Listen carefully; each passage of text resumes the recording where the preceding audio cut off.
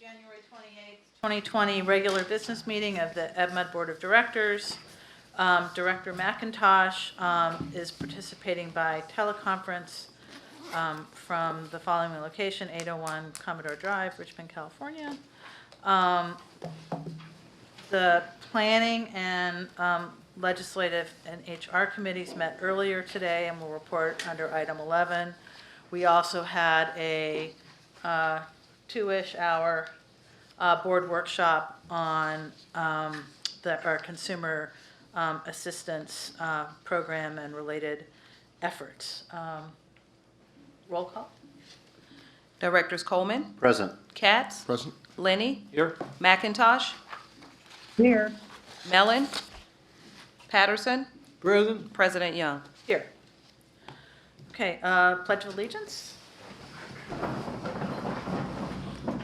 I pledge allegiance to the flag of the United States of America and to the republic for which it stands, one nation, under God, indivisible, with liberty and justice for all. We have no announcements from closed session. I have one card for public comment. If there's anyone else who wishes to make a public comment for an item that is not on the agenda, please come fill out a card and turn it in and get yourself up here. First up, Yvette Rivera. And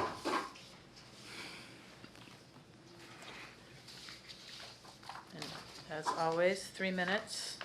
Thank you, Board. Pre-recorded my public comments today to ensure that I don't go over the allotted 3-minute mark. A couple of weeks ago, right here in this boardroom, I played a recent recording from the Yvette Rivera versus East Bay MUD et al. Hearing in the 9th Circuit District Court regarding my discrimination and retaliation lawsuit.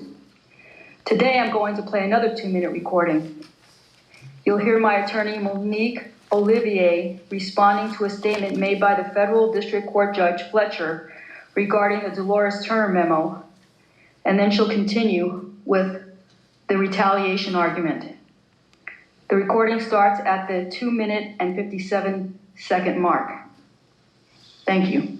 The memo itself, I'm just looking at page 193, does seem to be directed specifically to her, right? It says the district would identify the supervisory duties and ensure that she no longer performs them, not that we're going to change the position more generally. Thank you, Your Honor.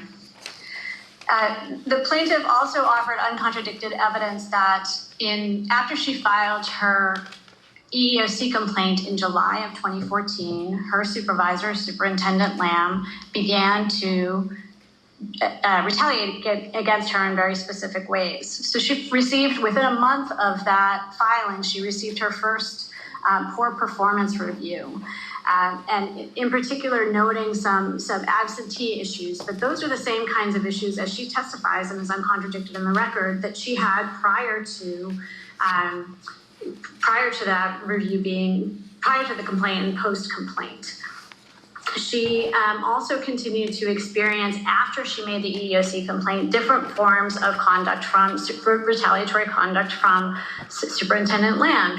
Certain supervisory duties were reduced. She was given a counseling memo, and then she was actually written up in May of the following year.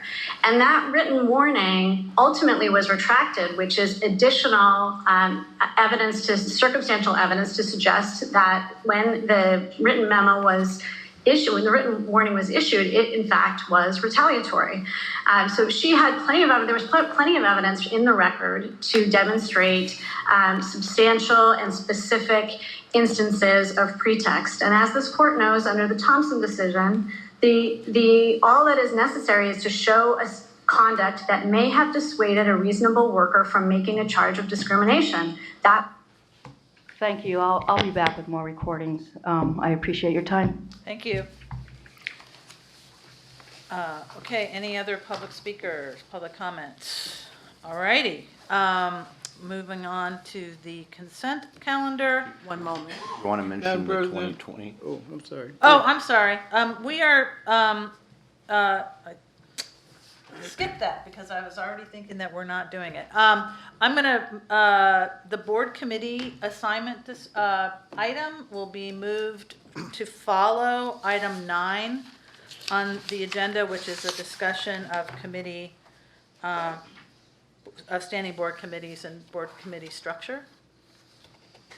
Because there may be things we want to do. So that's the plan on that.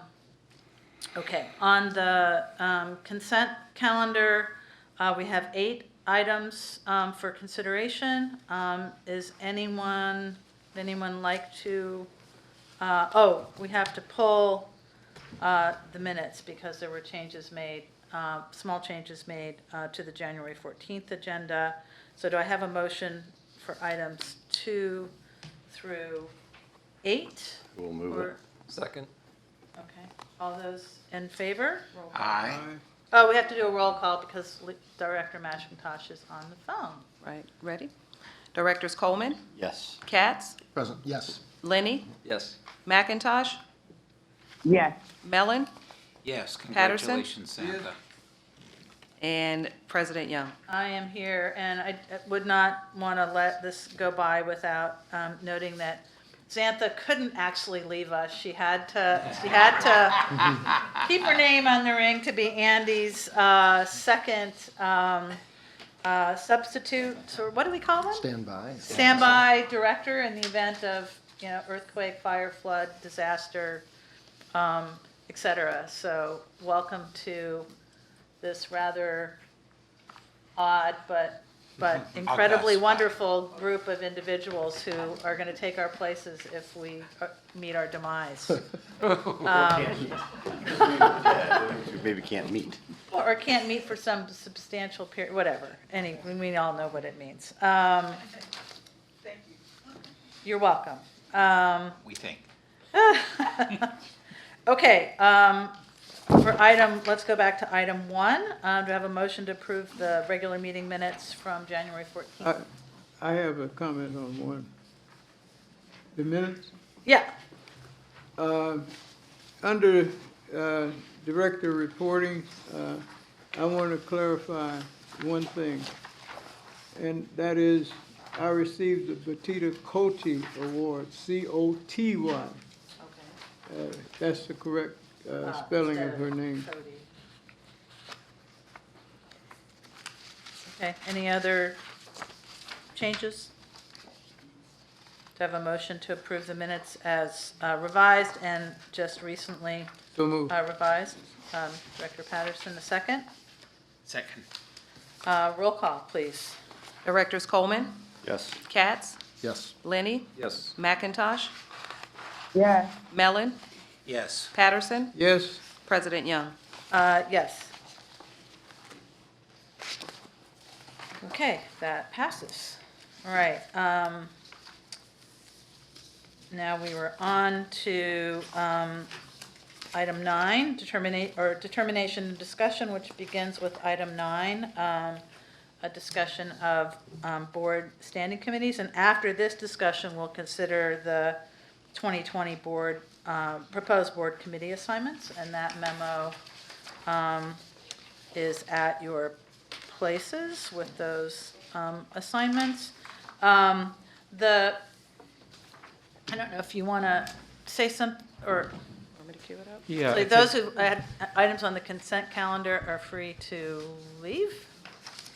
So just to cue this up for a board discussion, during the last board meeting, President Young requested some further information on the history of the committees and why we have them as they're currently constructed. And so Risha went to the archives, our secretary of the district, and was able to prepare this information memo. I'm going to just turn it over to her to provide a brief summary since she's the author of this information. So if you had a chance to look at the memo back in the 80s, the committee system that we're using now is what we've been using since the early 1980s. And we were talking specifically at the last meeting about the Legislative Human Resources Committee and how it came to be. And according to the archives, back in about 1982, the Legislative Committee, which was what it was called, and it was the Legislative Committee, the Legislative/Public Affairs Committee. It had a few names, but it was referenced in most documents as the Legislative Committee, became the Legislative Human Resources Committee based on the board wanting to discuss affirmative action program and related matters at that committee. And also at that time, the Finance Administrative Committee, it was named the Finance Administrative Committee, was started being referenced as the Finance Administration Committee. So again, we've been in the Sustainability Committee, used to be the Utility Ad Hoc Committee and Utility Energy Ad Hoc Committee, and then that name kind of morphed into the Sustainability Energy Committee over time based on what was being discussed at those committee meetings. So again, we've been working under the same committee system since about the 1980s. And the records reflect that the Legislative Human Resources Committee was so named based on what was being discussed at that time. Right. So, thank you for all that. I'm sure it was an interesting deep dive into lots of paper records. When I first came on to the board, it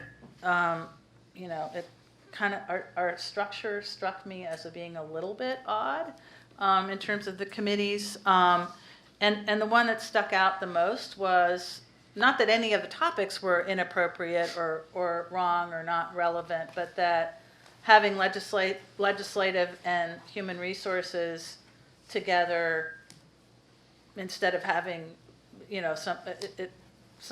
some other way, just I've always kind of scratched my head about it. So it now makes perfect sense to me that at the time that change was made, you had 209 and 187 and all kinds of legislation and things happening around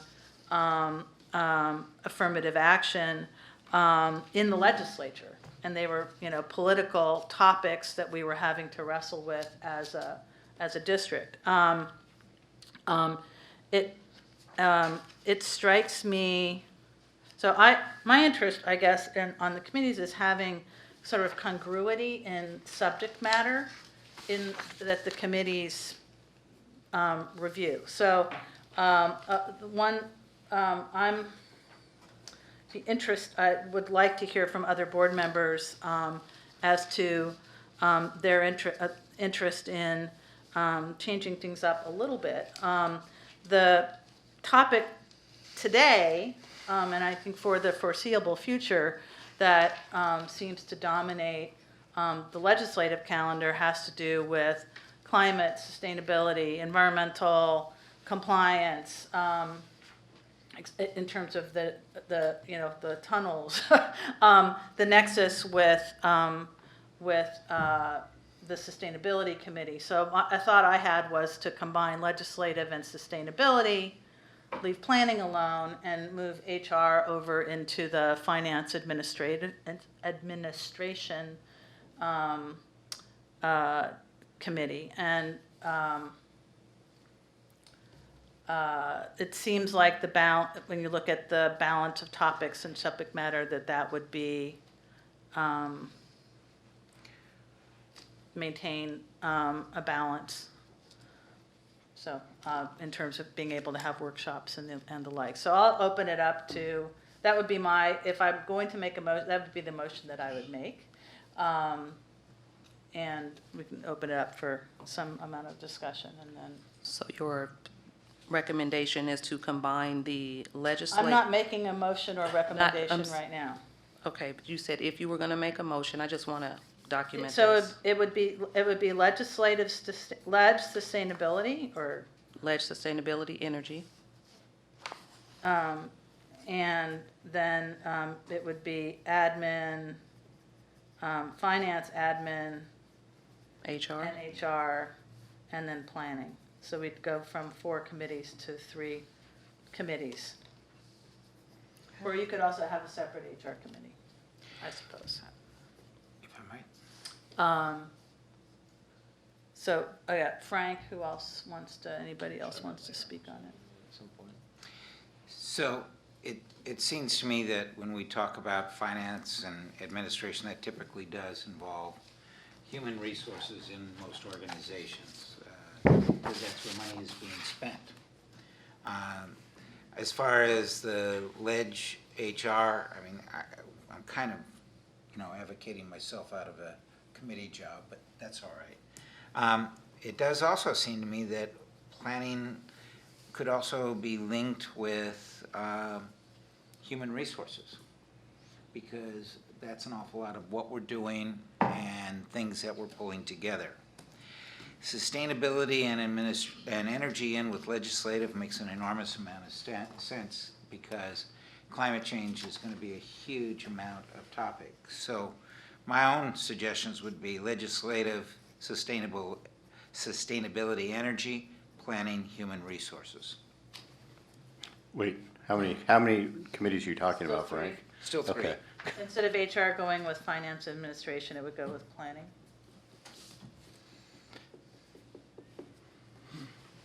Well, I'll chime in. What actually Marguerite recommended, I am more along those lines, and if there's an HR-related item that is legislative, you deal with it in both committees. And that way it's covered from a legislative standpoint and from an HR standpoint. And that's not uncommon. Sometimes two committees look at the same issue. Just for clarity, except for the note takers here, you said that, Director Cole, you supported President Young's idea. There were two ideas that she shared. Well, I guess I'm talking about doing The three-committee idea. the three-committee idea and having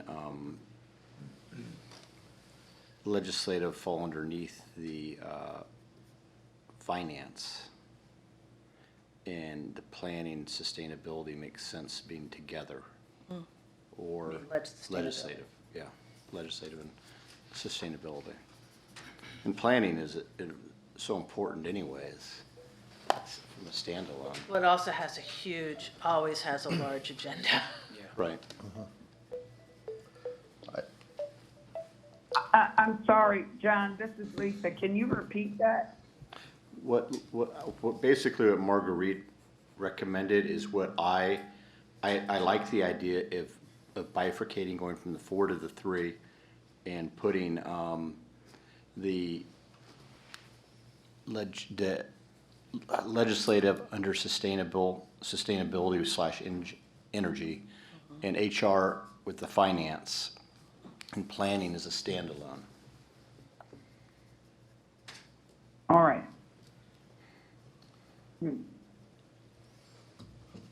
Could I ask a question before making a comment? So, what's the purpose? Are we trying to get it down to fewer committees? I mean, kind of have 3.5 right now in a sense. The purpose is to have congruity between the subject matter that the committees are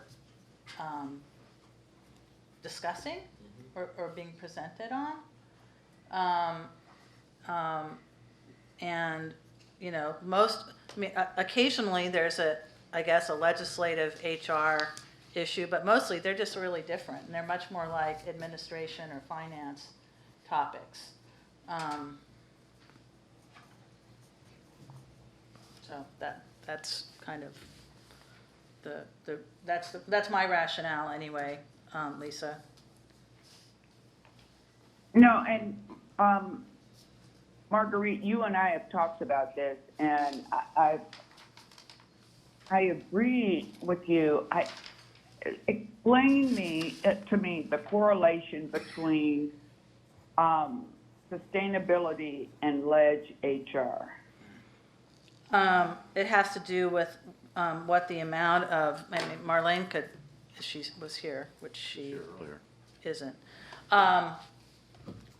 Just that I think if the genesis of the HR committee being with ledge was that was kind of the topic du jour at the time that was dominating a lot of what was happening, that now and in the foreseeable future, almost all of what our legislative agenda deals with are sustainability, resource, climate, energy issues. And so there's a natural nexus there, in my mind. May I hear from the general manager? Oh, well, thank you, Director McIntosh. And so, staff is a bit agnostic about this. We're here to serve and make the committee make up work for the board. And so, the Ledge HR, this is the way we know it. What we are doing today is the way it has been for my entire career. We've added the energy sustainability and had very good conversation. It's been a good committee. I can say empirically that the planning is the busiest, right? That's the one that's a committee that has the most topics because we do a lot of work and we want to preface everything that the board considers. The Finance Administration Committee, I mean, you can look through this. We often try to compress and not have that meeting if we can on the same days that we're going to have workshops like this morning. So we didn't have what we would typically have, which is a finance committee. We did have to have a quarterly sustainability committee, and it was pretty long. We were working through some issues there. But what we're trying to do is balance the need to have space to do workshops in addition to the standing committees. So if the board chooses to add Ledge to sustainability, it's going to be difficult. That will probably have to move away from being a quarterly, every 2 to 3 month meeting. It's going to have to meet more frequently. When we looked at the history, Risha's review, and when we're talking about legislative topics, we don't talk about legislation every month, but in Ledge HR, but we have something to talk about every month in Ledge HR, HR issues, if not Ledge. Well, but we're talking about Ledge, something on the order of 7-8 times a year, something like that, because there's that period after the session ends. It's quiet until we start formulating agenda at the beginning of the year. So we're going to make it work for you if you chose to add Ledge to sustainability energy, but that committee is going to have to meet more often. And then if you want to put HR with finance administration, it's going to make it a little bit more challenging to not hold that meeting on the mornings that we want to have workshops because you're just adding more to it. So we'll make it work. Really, that's what like item 7 in consent was normally what would be in the finance committee meeting today. Right. And so you make a good point. We were able to get through it, but we generally would like to have the committee focus on it a little bit before we bring it to the board. That item, for example. Yeah, I understand that, but in reality, Alex, having been on that committee for a few years, it never really dives that deep into it because there's a lot. It's just the transactions and the investments. I mean, rarely is much time devoted to it. A lot on the staff's time putting it together, but not in discussion purposes. Andy? And then I think Doug had. I would agree with John's assessment of the current finance administration workload. It's primarily a review of financial transactions, but we do evaluate the reading of the proposed board policies, and that can range from a wide variety of things that actually occur at the district, which do overlap with HR issues, but very tangentially. It's not the core of the policy review that we do. I think the main purpose of having a committee structure is to provide a space for more efficient board work where the most appropriate board members based on interest and skills and knowledge are able to interact with each other and help develop proposals for informal feedback through the staff and then making formal recommendations to the full board in general. And we have, I think the general manager summed up the workload of planning right now, which does include, I think, some topics that overlap with legislation, particularly as they affect Bay Delta. A lot of Bay Delta issues, I think, rotate and appear at both planning and sustainability. in part because we have membership that's not entirely overlapping. I think the staff have identified when are there presentations that are appropriate to show different committees at stage times, depending on who actually sees them, who are the actual members of those committees. So in some ways, the jurisdiction of the committee is a little flexible, but I think we have conceptualized planning as including an overlap with things that are related to legislation too, but it simply is too busy a committee to just force them to review all of legislation.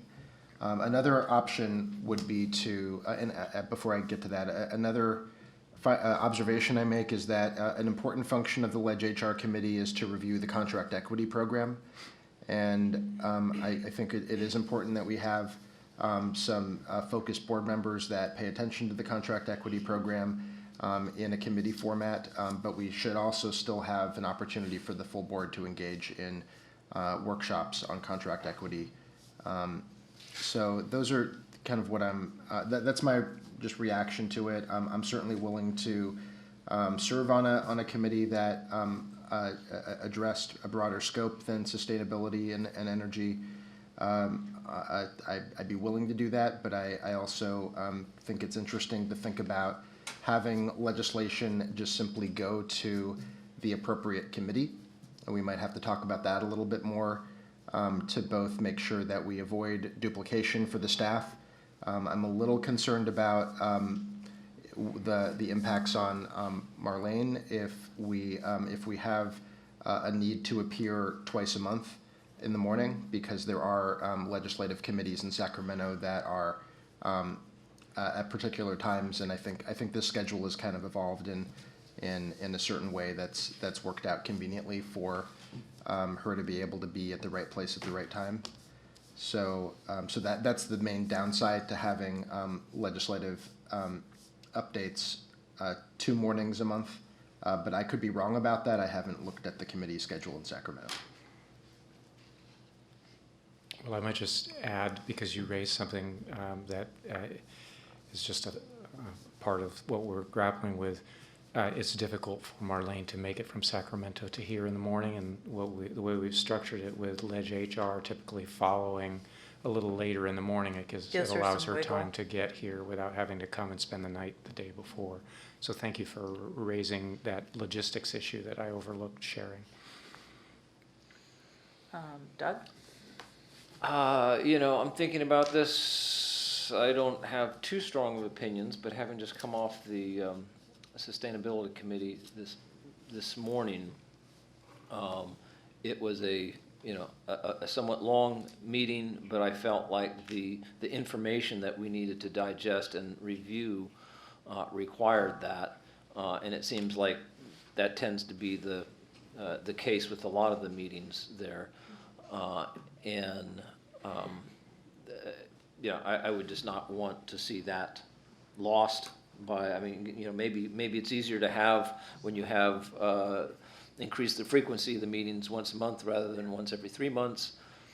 But that's probably be my biggest concern. It's just that I think there's some issues that we're grappling with that are bigger ones that aren't just kind of issues that I found dealing with in the planning committee or in the Ledge committee. Ledge committees generally, here's these bills, let's kind of do a preview of them before they go to the board. But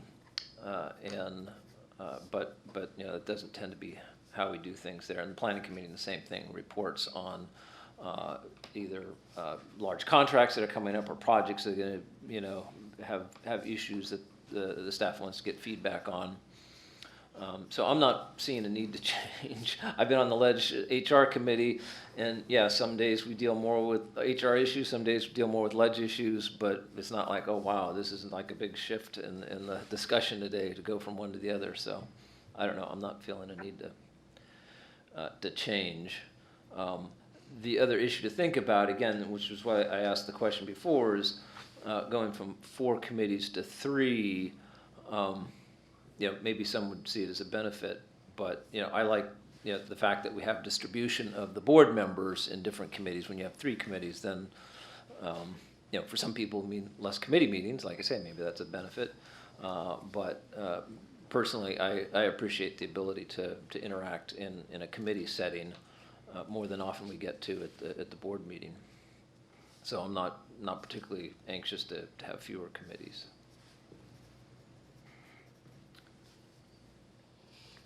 Marguerite? Yep. Hi. I'm not sufficiently convinced that we should make the change. I agree with everything Andy said and Doug's thoughts on this. And I'm concerned with overloading. I'm also concerned about having less voices on each of these committees, because we ultimately bring it back to the full board anyway. But I think it's very important that we have individual board members across the board sharing their opinions on each of these committees. So I don't see the need for change. Can I ask a question, Lisa? And I want to get Bill's thoughts Sure. as well.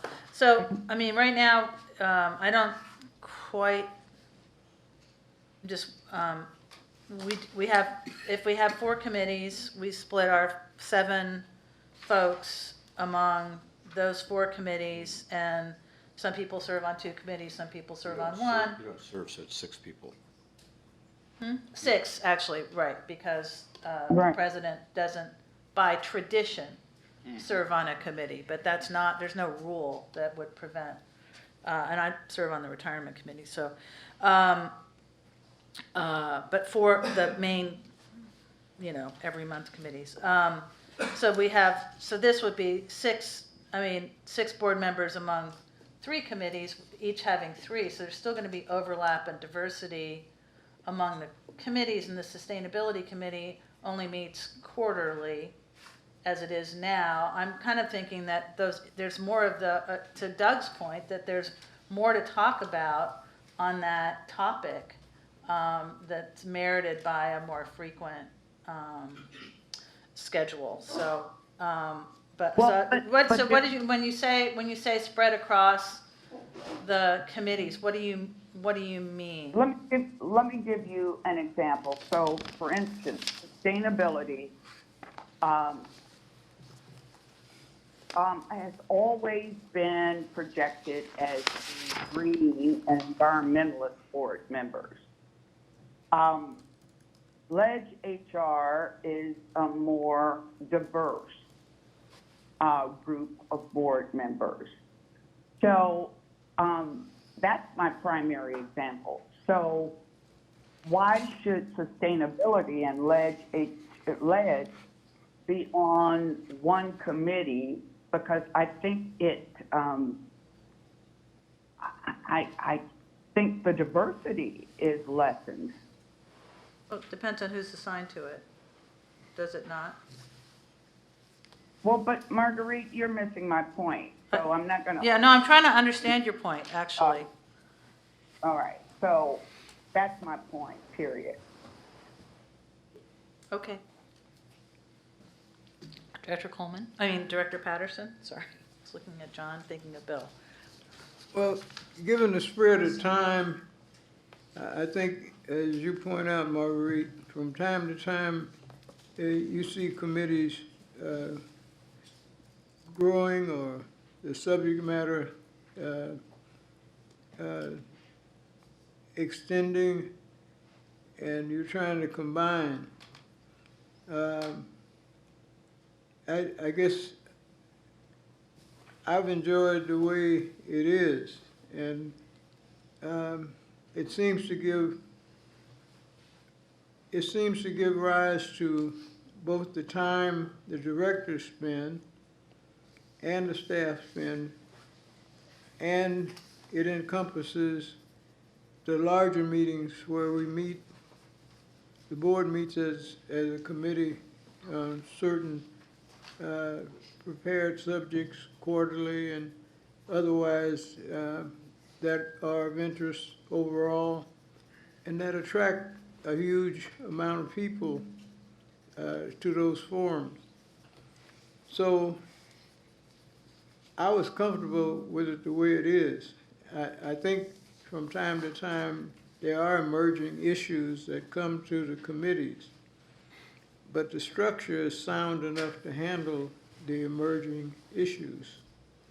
So changing them may mean that we really get flooded in an area where we have one committee with a myriad of going-ons at that point in time and trying to get all those heard as we are required by law to hear these things and have an entree of the public to come in so that they can really test our system, converse with us, and have an exchange prior to us coming to a board meeting and voting on a subject and getting the floor overridden with people trying to get their input in. So I think if we look at the design and how that design is used to get the best of the people's points of view, particularly on those controversial issues that come to us, this structure seems to serve that purpose. It also doesn't overburden staff trying to keep up with all the details and remembering that we have staff that has to travel in to bring us the latest, particularly on the legislative issues. That's my 2 cents.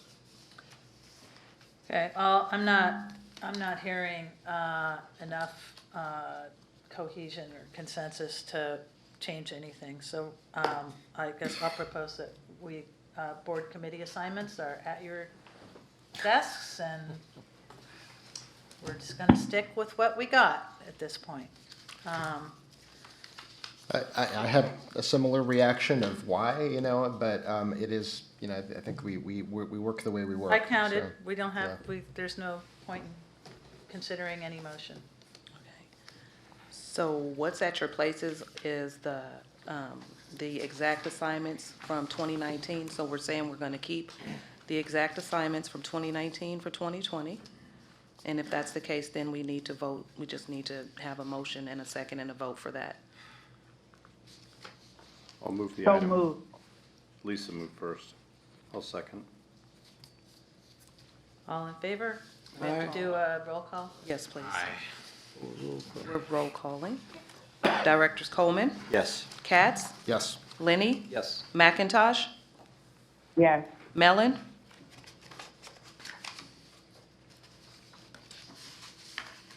I thought it was a good idea, but I counted noses. I'll vote yes. Patterson, Yes? President Young. Yes. Well, actually, if I can say, I think having this discussion hasn't, in my tenure on the board, it's never been discussed. So I think having raised it and the pros and cons was good exercise to go through. Doesn't mean that as time evolves that something else may come up that's as good or better than what we currently have. Yeah, I would just appreciate that we be conscious in thinking about why we have the committees and what we do with them, and that just because we've always done something a certain way doesn't mean that it's the best way going forward. So, One of the things I want to compliment Risha on is digging out all this data and coming to it, because the last major change we made was going from meetings throughout the week for the committees, getting it down to just the Tuesdays, so that it reduced the number of meetings and it enabled staff to have real work weeks. So, you know, but thank you for bringing it up, seriously. okay. Okay, I think we're on to general manager's report. Yes, so an opportunity for Dave Briggs to provide an update on the status of our water supply. There's Dave and the water. You know, I had to make a fuss dashed downtown to the courthouse to drop something off. And it was raining apparently while we were working inside here, and hammer handles and pitchforks. Does that count towards I thought today's? that was fireworks. Well, there was also fireworks too, but that's a different kind of hammer handles and pitchforks. Good afternoon, President Young, good afternoon, members of the board. Happy to give you the latest water supply update and at the same time offer some statewide perspective as we look at the snowpack accumulate in the Sierra. And the last 2 weeks since your last update haven't really been remarkable one way or another, not remarkably wet or dry, and notwithstanding the wet sidewalk outside, the storms that have been blowing through for the past couple weeks have neither really been coherent or potent. So we're making minimal progress, but let's go ahead and look at the numbers here. So we'll give the usual update. Just that photograph there, just so you know, is the lower McKelvey River just below Comanche Dam, taken in December. And so starting off with our water production for this fiscal year, which is shown in red, and you notice that it's for the most part lying almost directly on top of last fiscal year's water production. As I said 2 weeks ago, really the last few years we haven't noticed a perceivable trend with water production as 1 year after the drought, 17, 18, 19, and now 20. So we're still projecting 164 million gallons per day on average for our production throughout the year. And we're still 15 or 20% below where we were in 05, 06, 07. So big difference.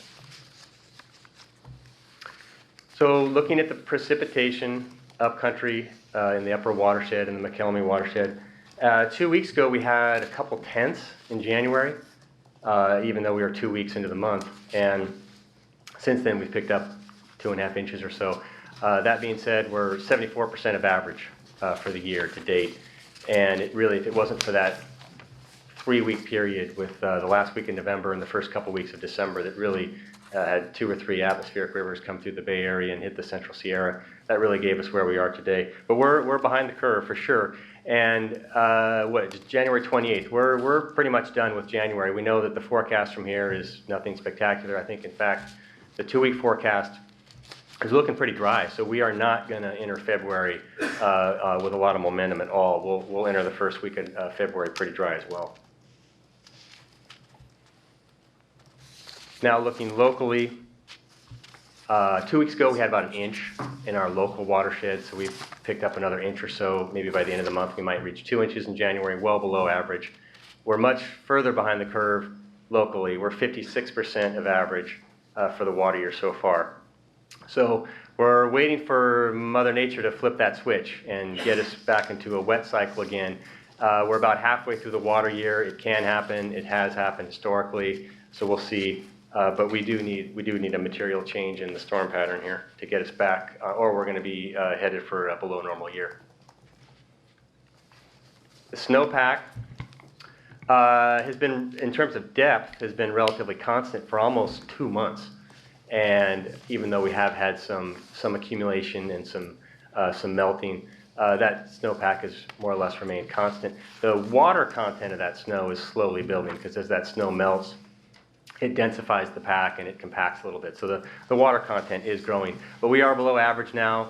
You can see with the orange dash line, we are a little bit below average now for depth to date. And then looking quantitatively at that, you can see that 86% of average for the depth, 84% of average for the water content as we really round halfway through the point of the water year and enter the second half.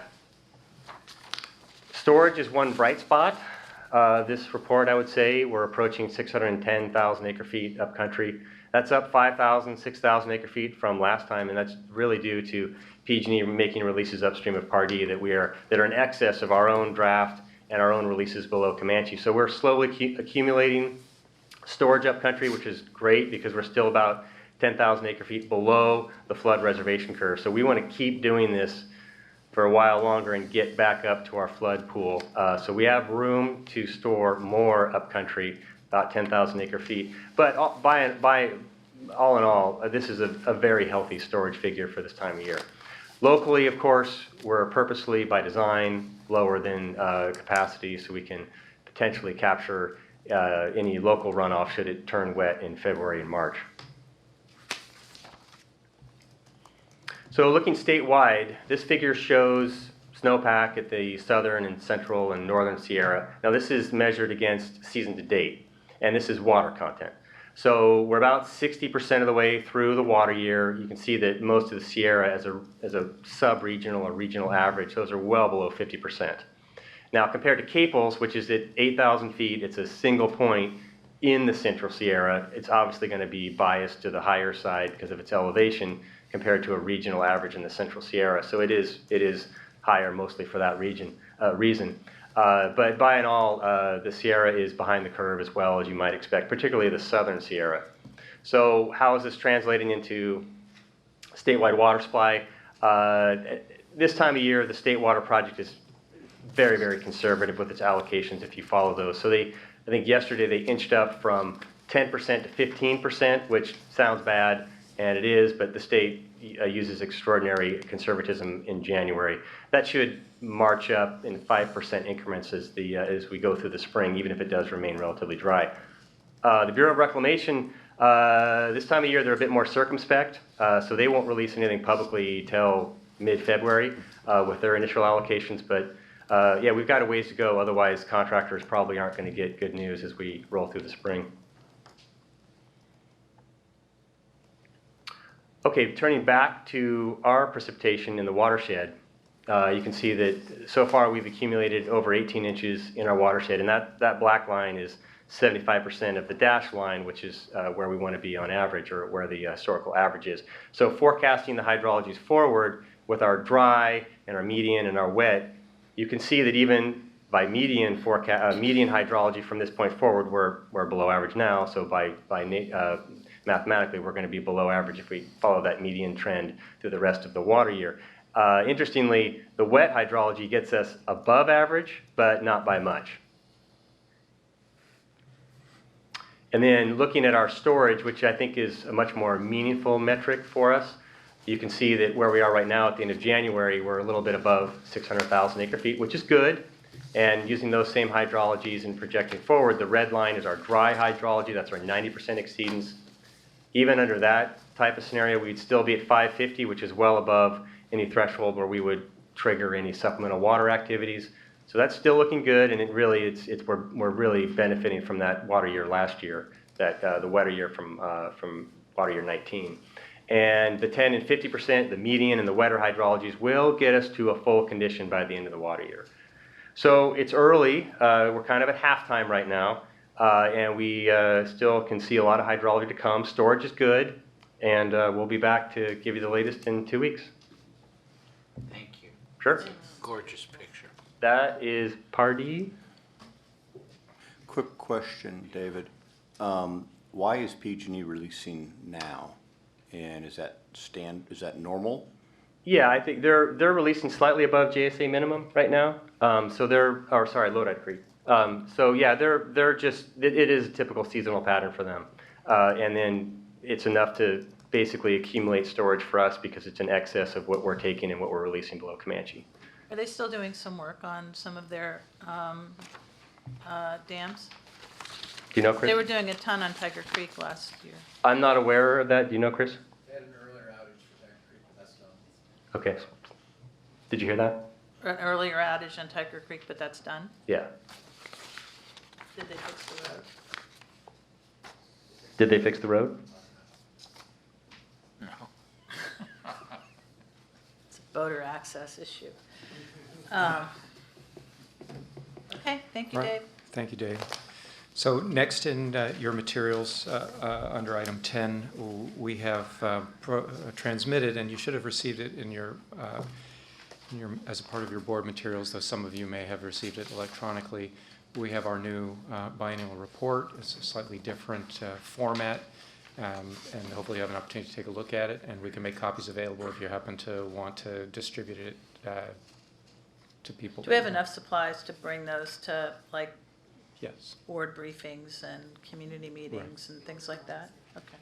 So this will be we like to have something that's current. This will be our most current piece of information to share with people that we're engaging with.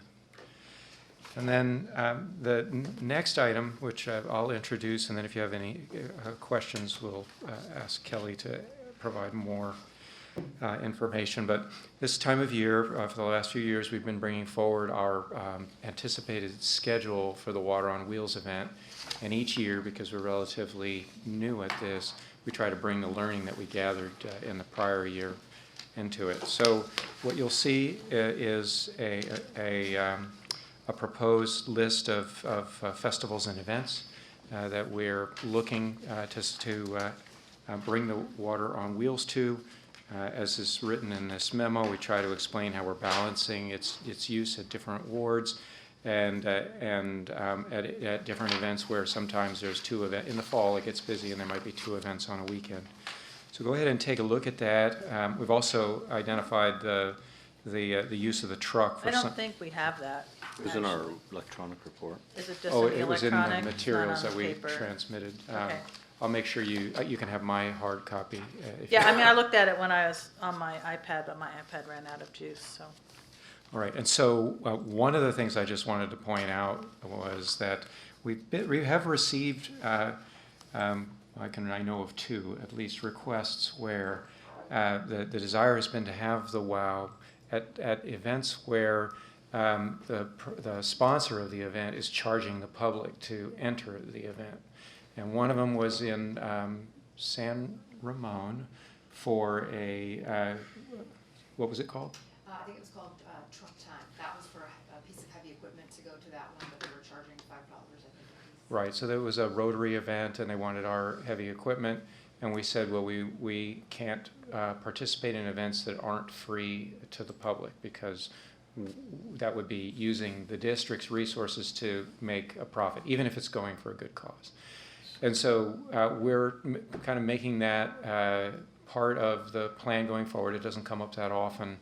And so we won't have the WOW or district equipment at places where the public is being charged. Well, Alex, I agree with that, Alex. And I saw on the last part on what the costs are for the 18 days.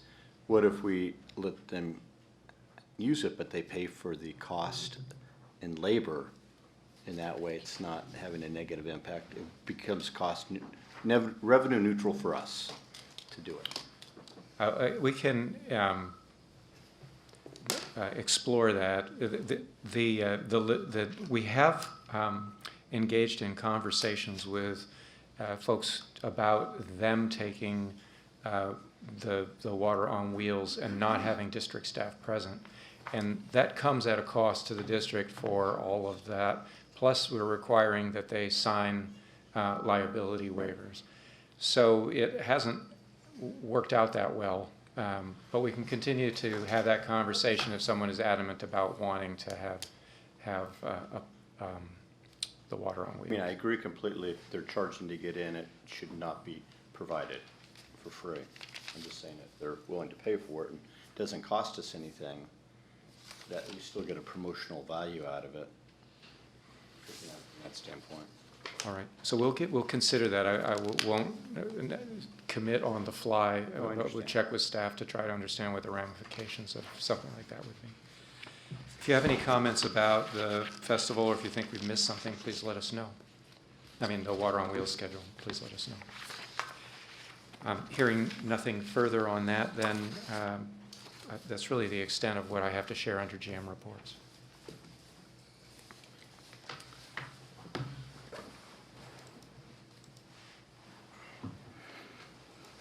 Okay. Next, on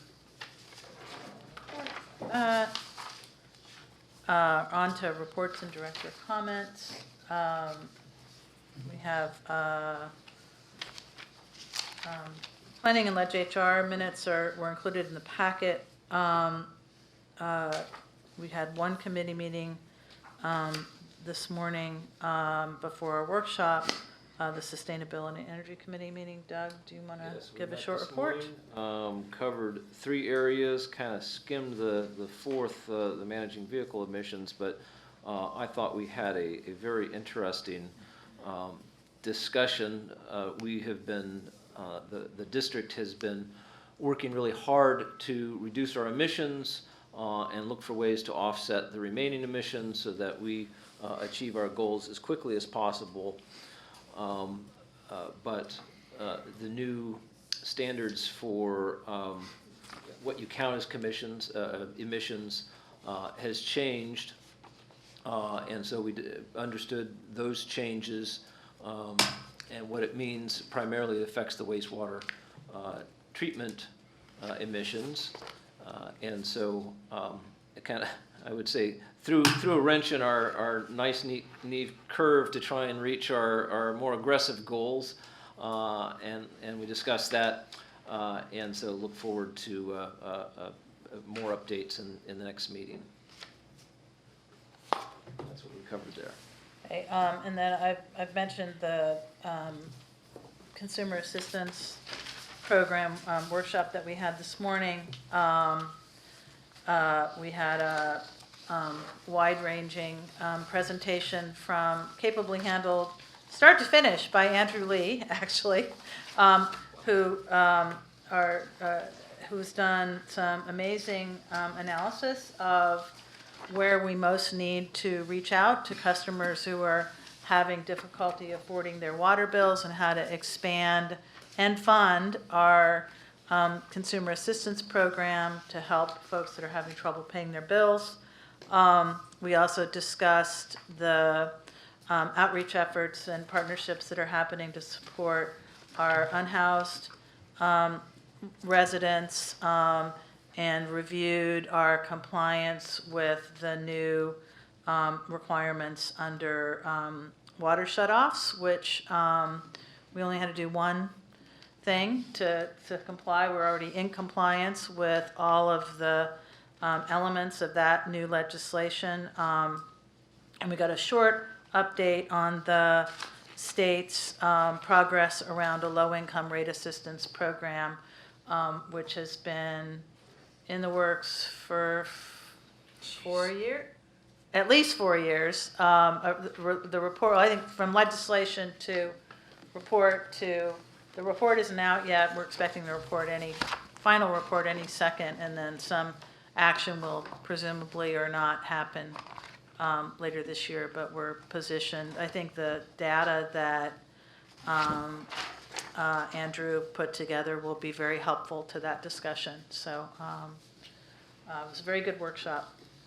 Encourage anybody that's watching this video, come to our workshops. They're interesting. Any other director comments? I just, real quick, I submitted mine, but I just wanted people to be aware. We held the UMRA meeting last Thursday at Pardee, and it was not on the agenda, but we did take it up. The UMRA board has agreed in concept to support our 2 federal initiatives that we approved 2 weeks ago. Initiative 1, which is water supply reliability in the Cullowhee River fishery. Initiative 3 was wildfire preparedness, healthy forest and watershed related initiatives. So what we assured them to do, as we look at legislation on the state or federal level that deal with either of those 2 initiatives, to provide that information that we receive as board members to the members of the UMRA committee, so if their boards are so inclined, they can then take them up and support, hopefully, some of our legislative items. Great. And then the ad hoc committee, immediately following this meeting, the ad hoc committee on the general manager recruitment and selection process will meet in my office. And I will not be here in 2 weeks. My son is getting married in Chile, and so Doug will be running the meeting. And with that, I say we are adjourned.